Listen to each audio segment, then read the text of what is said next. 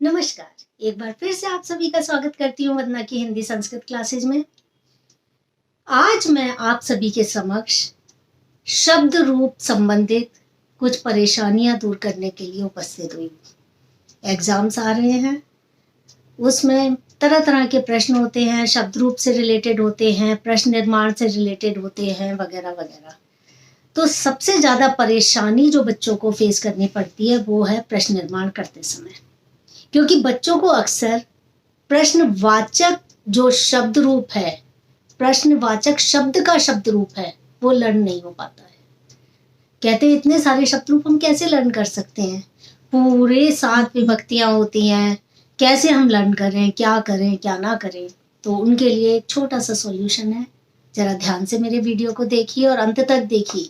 और अगर इस बार ये वीडियो आपको अच्छा लगे तो प्लीज लाइक और सब्सक्राइब करना मत भूलिएगा।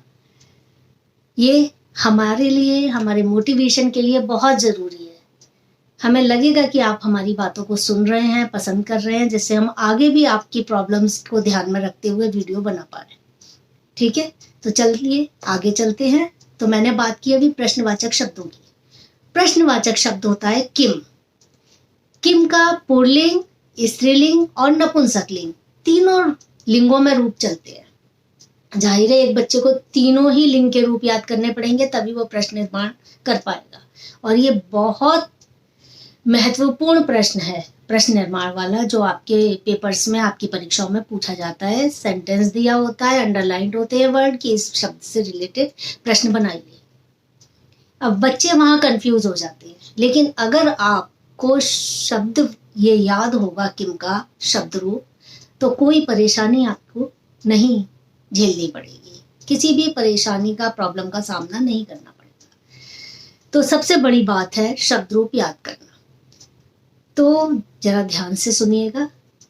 क्लास 4 या क्लास 5 से आप लोग संस्कृत पढ़ते आ रहे हैं, और इस संस्कृत विषय को जो भी बच्चा पढ़ रहा है या जो भी कॉम्पिटिटिव एग्जाम देने वाला छात्र या छात्रा इस वीडियो को देख रहे हैं, उन सबको बालक शब्द रूप जरूर आता होगा। किम शब्द रूप आए ना आए, बालक शब्द रूप जरूर आता होगा।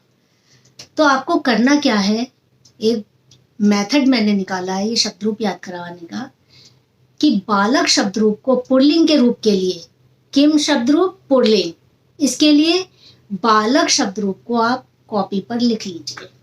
ठीक है, पूरे 7 विभक्तियां लिखिएगा, संबोधन छोड़ दीजिएगा, क्योंकि किम एक सर्वनाम शब्द है और सर्वनाम शब्दों में कभी भी संबोधन नहीं होता है। ये ऑलवेज रिमेंबर, सारे स्टूडेंट्स के लिए है ये बात कि सर्वनाम शब्द के शब्द रूप में कभी भी संबोधन नहीं आता है।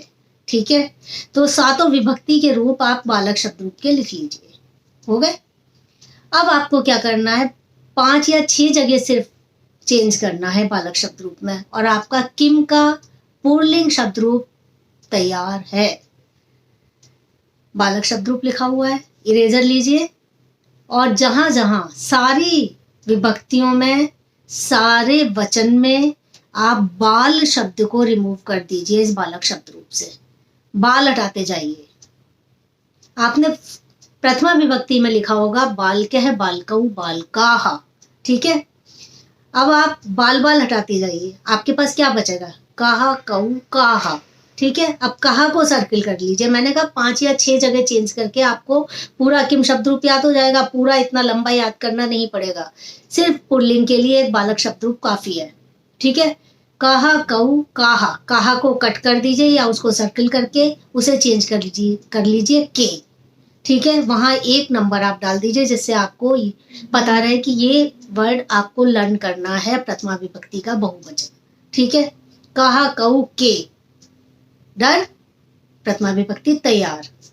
इसके बाद दूसरी विभक्ति जो द्वितीय विभक्ति आती है, उसमें आता है बालकम, बालकऊ, बालकान, कम, कऊ, कान। बाल तो आपने सबका रिमूव कर दिया है, अब आपके पास बचा कम, कऊ, कान। तो आपका रूप बन गया का, कऊ, के, कम, कऊ, कान, as it is, no change. इसके बाद बालकेन, बालकाभ्याम, बालका, बालकई। ठीक है, बालकेन, बालकाभ्याम, बालकई। बाल वाल रिमूव करके आपके पास क्या बचा, केन, काभ्याम, कई। और यही तो हमारा पुल्लिंग का किम शब्द रूप है। तीनों विभक्तियां आपकी तैयार हो गई। अभी तक आपने सिर्फ एक वर्ड याद किया है के, ठीक है।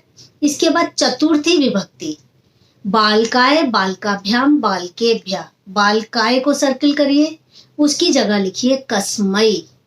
कसमई, क अधसा माँ और दो मात्राएं ऊपर है की कसमई, ठीक है। वहां लिखी दीजिए 2 नंबर। सेकंड पॉइंट है ये आपका कसमई, ये आपको लर्न करना है। कसमई, काभ्याम, केभ्या, बाल आप ऑलरेडी रिमूव कर चुके हो, ठीक है। इसके बाद है बालकात, बालकाभ्याम, बालकेभ्या, ये है पंचमी विभक्ति।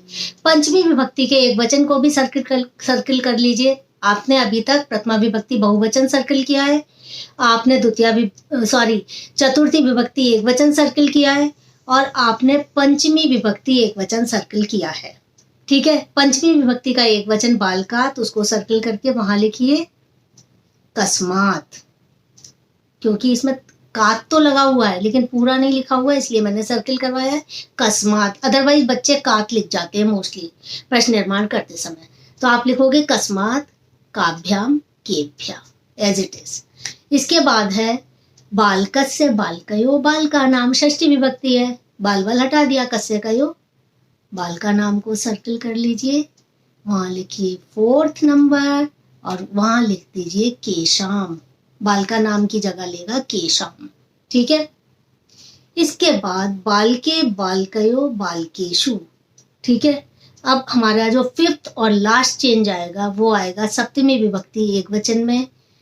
बालके लिखा हुआ है, इसको सर्किल कर दीजिए, वहां लिखिए कस्मिन, कस्मिन कयो केशु। अब आपके पास पूरा रूप तैयार है। सिर्फ 5 चेंजेस के करने के बाद किम शब्द का पुल्लिंग रूप आप सबको याद हो चुका है।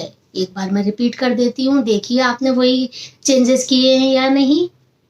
कहा कऊ के, कम कऊ कान, कीन काभ्याम कई, कस्मई काभ्याम केभ्या, कस्मात काभ्याम केभ्या, कस्य कयो केशाम और कस्मिन कयो केशु। इजी था, सिंपल था।